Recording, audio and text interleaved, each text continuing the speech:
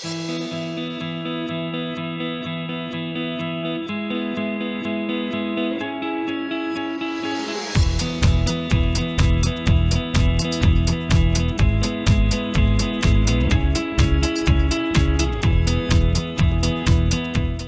to On the Road with PIC. I'm your host, Tammy Arender.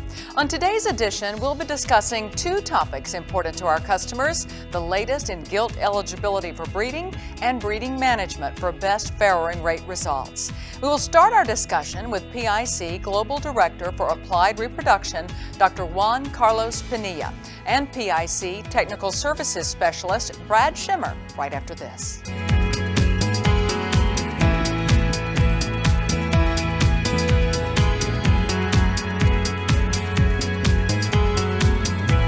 Joining me now is Dr. Juan Carlos Pinilla, PIC Global Director for Applied Reproduction.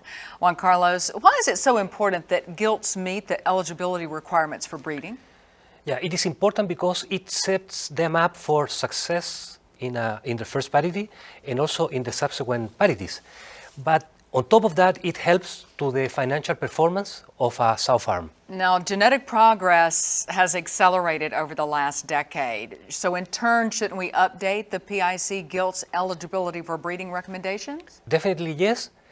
So we partnered with the University of Alberta in Canada and a large commercial producer to review, organize, analyze their big data set and generate conclusions to support the performance of the PIC gilts. So what did we actually learn from this analysis? Among other things we learned is that the first parity performance predict future performance of the gilts. And also that extremes in terms of body weight and age are never good. So in other words, gilts are the foundation of good production.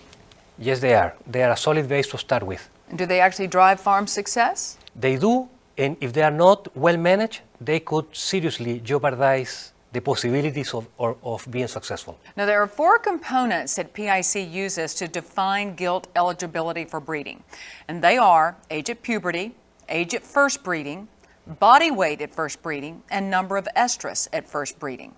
Now, in your analysis, you identified specific targets to hit for each of these eligibility factors that are crucial to productivity. Can you elaborate on each one of these? So, age at puberty, we recommend an earlier puberty, younger than 195 days of age. The age at first breeding should be between 200 and 225 days of age, and the body weight at first breeding should be between 300 to 350 pounds, while the number of estrus at first breeding should be 2 or 3 if there is the need to weight those gilts to gain some weight. Hitting those targets is vital to optimize cost efficiency, longevity, and lifetime performance. Each one is equally important. Research shows that meeting just a couple of them can affect the results. Very interesting, some good information, but let's break down each one of those. Why is targeting younger than 195 days critical for age at puberty? Because industry research confirms a link between early sexual maturity and improved sow lifetime productivity, a better retention, more lifetime total born, as compared with gilts that mature later. So we recommend our customers to manage gilts to stimulate an early puberty onset. So age at puberty, very critical. And what about age at breeding? That critical too? It is. Gilts over 225 days are likely overweight and likely they will be less productive, having a decreased litter size, longer wean-to service intervals, and a shorter production life overall. Now, what's the effect of the number of estrus and weight at time of breeding? Producers want to target between 300 and 350 pounds. That will set gilts up for ideal weight at farrowing. We want to be looking at an average of 1.32 to 1.76 pounds per day lifetime. With that, gilt should be at the targeted weight in 200 to 225 days of age.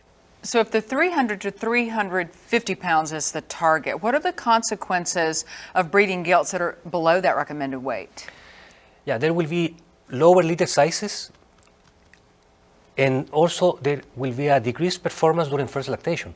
So that's for the underweight. What about being overweight for those that are bred at over 350 pounds? Yeah, heavy gilts at first breeding likely remain heavy, and they are consequently more expensive to care in the farm, and they are prone to locomotion issues in subsequent parities.